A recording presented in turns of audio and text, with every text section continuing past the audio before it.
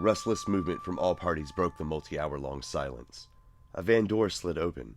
A huggug snorted as a carriage door creaked open. Gizmos whirred as the tower students wound their magical cryptid cams. Cameras not that different than the one Sam had created, he noticed. As Sam made his way down the road, leaving Lucy in whatever modest protection that distance, a mere quarter-mile from the action, provided. An argument broke out in the distance as the ghost hunters that had detached from the previous night's caravan packed up and took off, fear painted on their faces like the least effective war paint ever conceived. Closer now than when they had first arrived, Sam recognized them as having starred in some ghost hunting show, likely on the History Channel of all places, from before the shattering of the veil. Many supposed experts or investigators in all matters supernatural from before the veil shattered attempted to continue their trade after that fateful event 10 years ago. They were quickly replaced. The more learned and iron-willed individuals from both academia and the military that decided to take on the supernatural vocation quickly dominated the industry. One such iron-willed individual was now shushing the restless huggugs that had felt the tension in the air. Dressed head to toe in black cloth and even blacker cape, the pale caster was at least 6'3" and strikingly handsome. He wore a wide-brimmed hat that came to a point and almost looked as though it was modeled after the beak of a raven. Even in the dimming sunlight, Sam noticed how uncomfortable the light made the man, and he thought for a moment that it was possible he was looking at his first vampire. Doubtful. Even with the shattering of the veil, there hasn't been any record of vampires showing up, Sam pondered with less confidence than he would have liked. Fully expecting the dark figure to unsheath a silver sword, Sam was surprised when instead the stranger's billowing cape revealed a long-barreled pistol holstered to his left side. This is crazy. What the hell are we gonna do? What the hell can we do? A member of the student troop dramatically whined into the strained silence. Gesturing towards the dark figure, still soothing the wild beastie he had tamed to draw his carriage, the student continued. Even with Dracula over here, this is Mothman we're talking about. Shouldn't we retreat until, I don't know, Unity City's army gets here? Impossible, the dark figure responded with an accent Sam couldn't quite place. Absolutely impossible. A ward has been put in place around this entire region. No teleporting in and out. Even if Unity City wanted to send an army, they're at least a day away. He's right, said one of the Cryptid Buster team members, sideways glancing at the dark figure and trying to avoid direct eye contact, as he buckled what looked like Batman's utility belt around his considerable waist. From one of the belt's pouches, he produced a gadget that Sam recognized as an EMF device. Check this out, the Cryptid Buster said as he pushed a large red button, causing the EMF device to whirl to life. It beeped lazily for a few seconds before buzzing loudly and shutting off. Looks like not even spirits can get close to this place. It's protected out the wazoo, he concluded matter-of-factly. The student continued, even more exasperated. Oh, well, that's great. I guess we're just gonna go and waltz up and take on the beastie that's literally destroying entire towns. Christy, let's get the hell out of here. The student grabbed the upper arm of who Sam could only assume was Christy, who proceeded to plant her foot more firmly on the grass while winding her cryptid cam. Get off of me, Lou. If you're so scared, just leave, she said dismissively without even looking at him. Lou, appearing quite defeated, was mustering up the courage to respond before everyone's hair began to stand on end, as though an electric current permeated through the air. The sun was now completely gone, and a dark aura filled the air like liquid heat. Sam's knees almost buckled under the pressure, but the dark figure reached out and steadied him. Lou had turned into a puddle on the ground facing away from the castle, and at his feet Christy, who stood steadfast with her crypticam defiantly at the ready. When it happens, it's going to happen fast, the dark figure said in almost a whisper to Sam, and then much more loudly to the scrambling Cryptid Busters. Are you guys ready? Throw everything you've got and then just hold it in place. I'll take care of the rest. Yes, sir. Wait, just who the hell are you? Are you with the Unity City military or something? The smallest of the Cryptid Busters stuttered out while tightening the straps connecting his backpack to what appeared to be a chrome super soaker. The dark figure didn't bother answering. As the dark figure's arm continued to steady him, it was then that Sam recognized the strong scent of copper piping emanating from the folds of his black clothes. He also recognized 10 to 15 medals from various towers lining the right side of his leather vest, all of which indicated that this dark figure was not a caster to be trifled with. They were mostly battle-casting towers. Can you stand on your own? The dark figure asked Sam once again at a whisper. Sam blushed with embarrassment. What on earth was he doing here? Did he really think he was equipped to take on Mothman? His face flushed an even deeper red as further shame and fear washed over him. He was weak. Far too weak. Sam was going to change that. Standing on his own, Sam turned to fully face the castle just as Mothman bloomed from its parapets in a fantastical display of flight. It was almost as though it had been hiding in the castle's courtyard all day, unbeknownst to the ragtag army assembling at its front gate.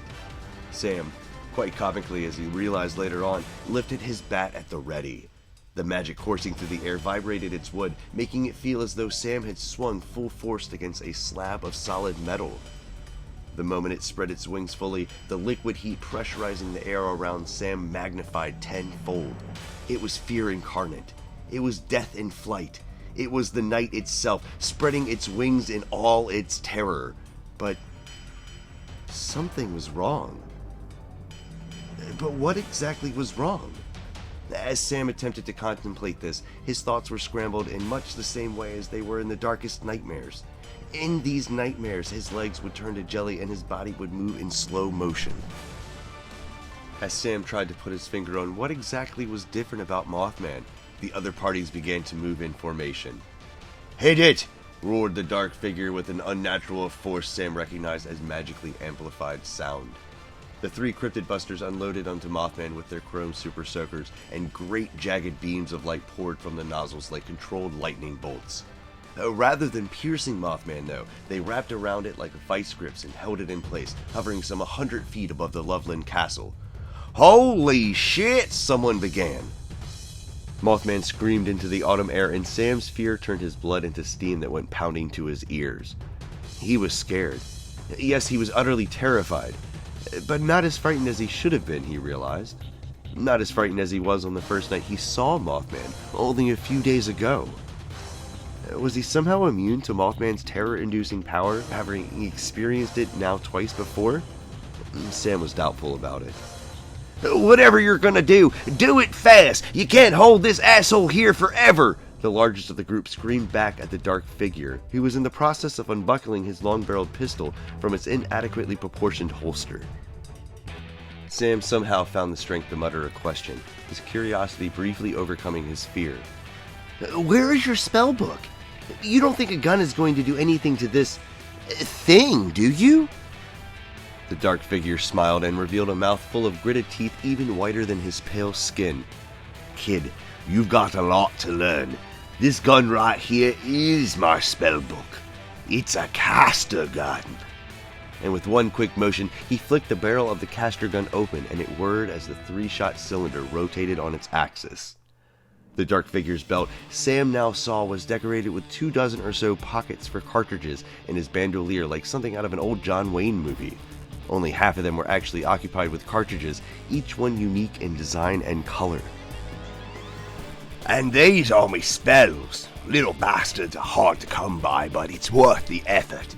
Now stand back. This is my most powerful shell, and there's only a 50% chance it doesn't immediately backfire and kill us all. As he was saying this, the dark figure pulled out an obsidian black cartridge with a pointed tip. On the face of the shell's metal was a swirl the shape of a galaxy etched in gold.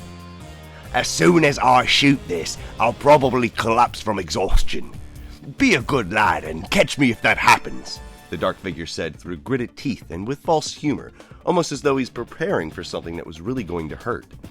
The obsidian cartridge slid into the cylinder with a thunk, and the moment it was in, Sam could feel a different kind of aura begin to rise and vibrate in tandem with the energy radiating from Mothman. Do it! Screamed the largest cryptid buster, and as he said this, the smallest of the crew flew up in the air like a fireman overcome by the pressure of his hose. What Sam saw next was seen through the strobe light of Christie's flash going on and off as she captured the moment with her cryptid can.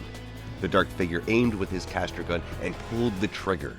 The recoil snapped the figure's arm back with a tremendous force. gray electricity traveled from the barrel out of his arm, tearing black fabric and pale flesh alike. Time seemed to slow as the obsidian bullet approached Mothman until it stopped just short of hitting him in the chest. And then it disappeared. No, that wasn't quite right. Yes, it disappeared for an instant, but it was instantly replaced by a small black ball. Describing this ball as black wasn't entirely accurate either, though. It was more the total absence of light. And then the ball began to grow.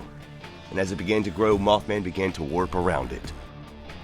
My God, you generated a tiny black hole with that caster gun? Christy said with wonder in her voice, periodically strobe lighting the whole scene with the flash of her camera. It was the dark figure's turn to collapse, and Sam repaid his previous kindness by catching him before he fully hit the ground. He was incredibly light, way lighter than he should have been. His right arm that he used to fire the caster gun was in tatters. The blood began to pool at their feet in quiet splatters. Takes a lot out of you, that one. The dark figure huffed and puffed.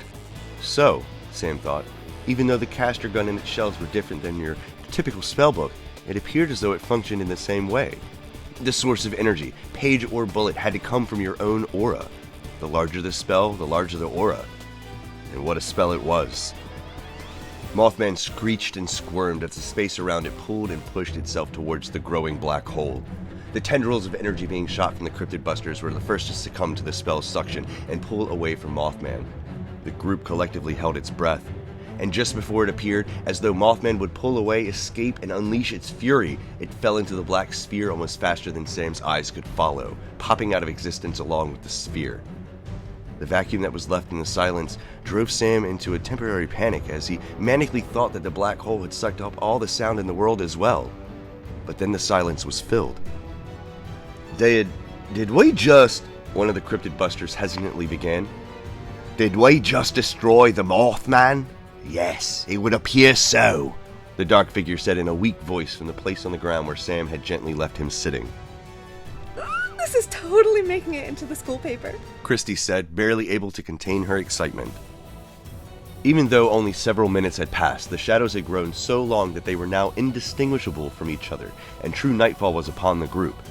Out of the corner of his eye, Sam saw what looked like large purple fireflies burst in and out of existence. A laughter filled the night and joined the wind as the Cryptid Buster, the dark figure, and the remainder of the students excitedly recounted the brief but intense battle. If they had accomplished what they thought they did, they had just changed the world, and the world would need to know. Lou remained huddled on all fours where Christy had left him, sobbing. More purple and pink flashes. Guys? Sam began to interrupt. Lou's screaming cut off the jubilation of the other parties. 20 feet in front of Lou, a headless figure in a maid's outfit was slowly walking towards him, casting a soft pink hue into his screaming face. But then it disappeared. Standing up, the dark figure began lurching his way towards its carriage. We should probably get out of here ASAP, he began. Yes, shit. I forgot to mention there was a whole storm of these spirits just passing through here last night, Sam interrupted, eyeing the distance between where they were standing and where he had left Lucy. The field spanning the distance was already littered with spirits revealing themselves, walking several steps and then disappearing once again. You forgot? When sunlight breaks, the spirit storm just stops in place. Jesus, kid, what the hell were you learning in school? Said the largest Cryptid Buster, already shoving the rest of his crew to action and throwing supplies into their van. Sam turned around to ask if Christy and her friends could give him a brief ride back to Lucy, but they were already a dust cloud moving in the distance, occasionally casting a defensive spell against spirits that popped up too close to their path. Sam stared after them in surprise as their blue tent, now abandoned, billowed in an unnatural wind. The start of an engine brought Sam back to his senses, and before he could blink, the Cryptid Busters were already making their way in the opposite direction.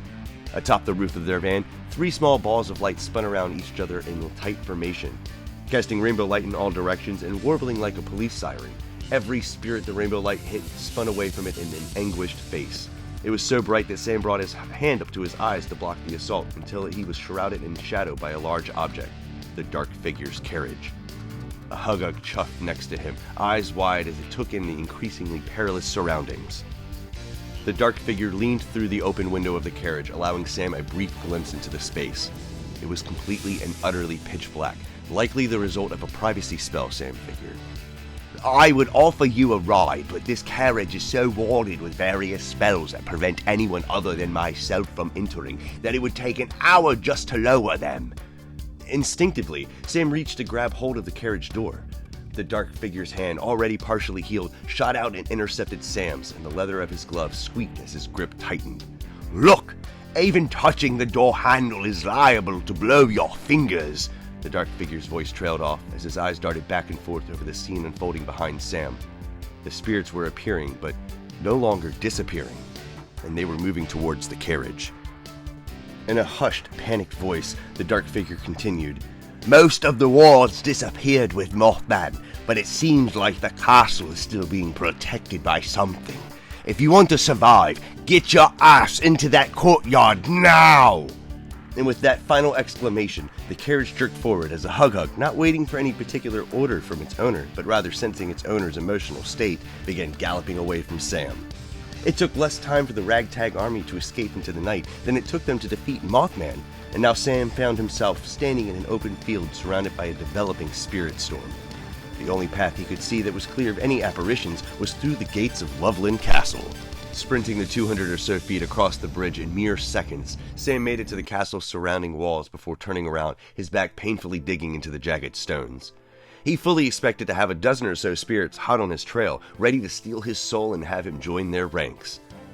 To his surprise, all of the spirits, of which there were several hundred within spitting distance of where the ragtag army had been several moments before, stopped a good 20 feet from where he was standing, unable to cross the bridge. It was almost as though they were held back by an invisible force. Of course, a force field. But placed by whom? Sam wondered in what felt like his first lucid thought in hours. Feeling a bit more secure with his surroundings, Sam turned to face the castle and took it in its entirety. It was covered in the fullness of the night, but there seemed to be a light emanating from somewhere, and everywhere at the same time that left the castle grounds not entirely shrouded in darkness. The vegetation was overgrown, but not so much as to leave Sam with the impression that the place had been neglected. Artistic neglect. The thought popped into Sam's mind as he traced the ivy that delicately and deliberately clung to the castle walls. Had they really defeated Mothman?